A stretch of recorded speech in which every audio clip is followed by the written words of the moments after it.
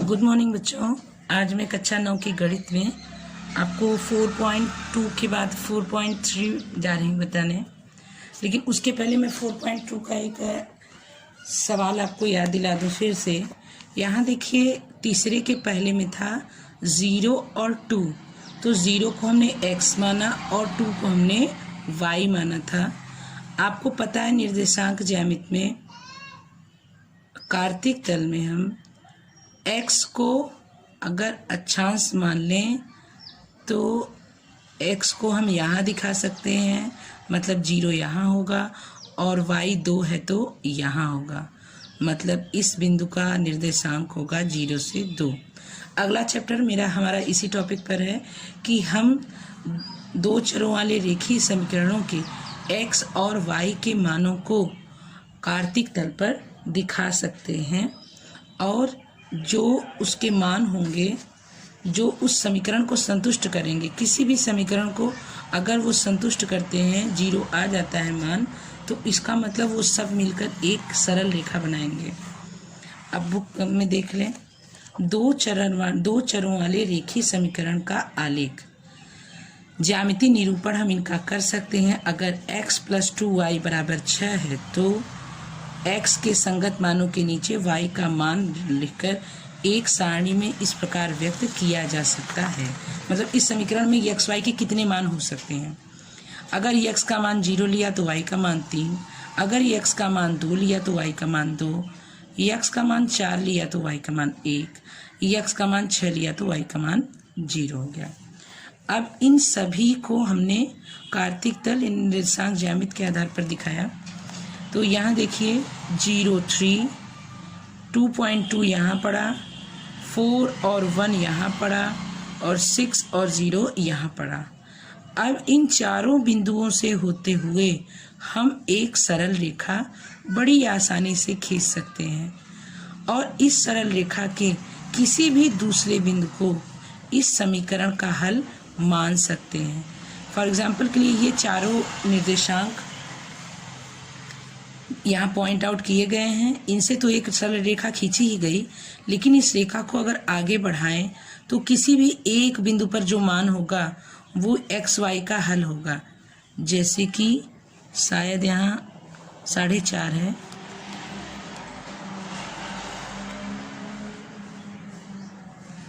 आपने देखा अन्य दो बिंदु भी रेखा AB पर ही स्थित हैं। इस रेखा पर अन्य बिंदु मान लीजिए 8 - 1 लीजिए।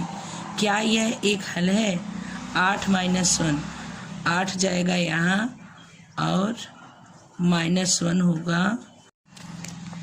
तो मैं ये कह रही थी कि अगर हम 8 और -1 को लेते हैं तो हम ये देखें, 8 अगर प्लस है तो x एक्सिस पर यहाँ बनेगा और -x निगेटिव है तो y एक्सिस पर यहाँ बनेगा।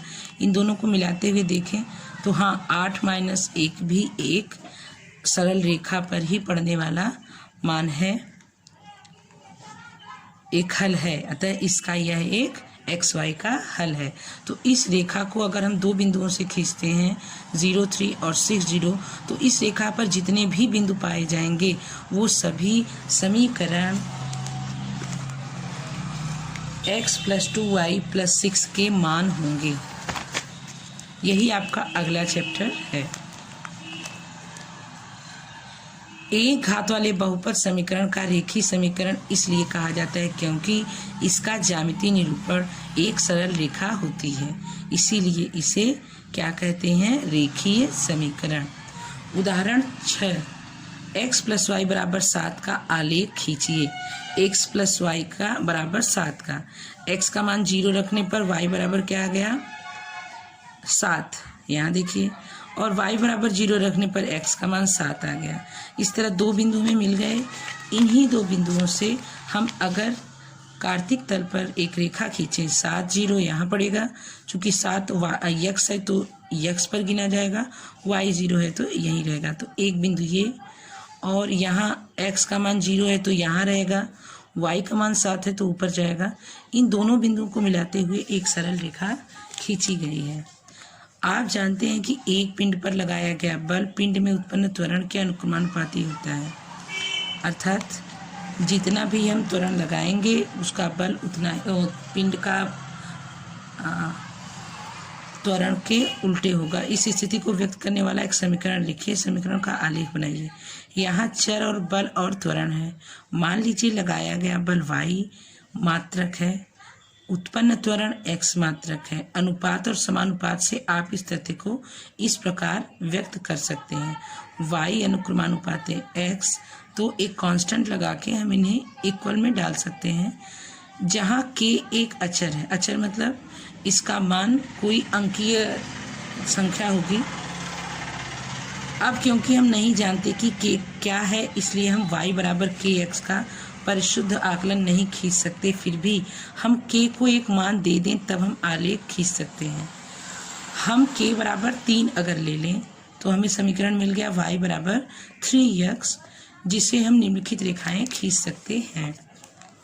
इसके लिए इस समीकरण को हम दो हल ज्ञात करेंगे। ये हल है 0, 0 और 2, 6।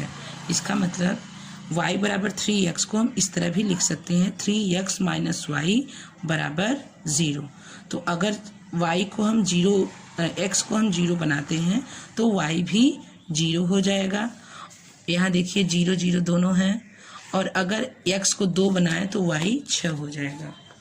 ये आप अपनी रफ बुक पर करके देख लीजिएगा। अब हमें दो निर्देशांक मिल गए, 0, 0 और 2, 6। इनसे हम आलेख खींच सकते हैं।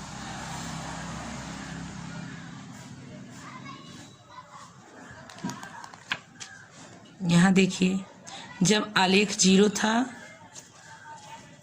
इस आलेख से देख सकते हैं कि जब लगाया गया बल 3 मात्रक होता है तब उत्पन्न त्वरण 1 मात्रक होता है।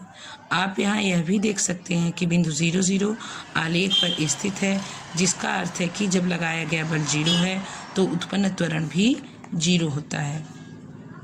0, 0 फिर 2, 6। इस तरह हम इसका हल निकाल सकते हैं। y बराबर kx के रूप के समीकरण का आलेख एक रेखा होती है जो सदैव मूल बिंदु से होकर जाएगी। आकृति इतने में दिए गए आलेख को ध्यान से देखिए। नीचे के प्रत्येक आलेख के विकल्पों को आलेख में दिए गए समीकरण का चयन करिए। x बराबर 4.5 आकृति कहाँ है? फर्स्ट यही है। x प्लस वाई बराबर 0, तो y बराबर 2x या y बराबर x या y बराबर 2x प्लस 1। इतने के लिए हमें आलेख खींचना है। ये सारे आलेख खींचे गए हैं और इसी तरह अगला आपका चैप्टर भी है। 2 चरों वाले रेखीय समीकरण से प्रत्येक का आलेख खींचिए। तो आप कम से कम अगर 2 मान निकाल लेंगे और स्केल से आलेख कार्तिक तल खींच लेंगे, जैसा कि मैं बता चुकी हूँ आपको, तो आप बना लेंगे। 2, 14 से होने वाली 2 रेखाओं के समीकरण लिखिए। इस प्रकार कितनी रेखाएं और हो सकती हैं और क्यों?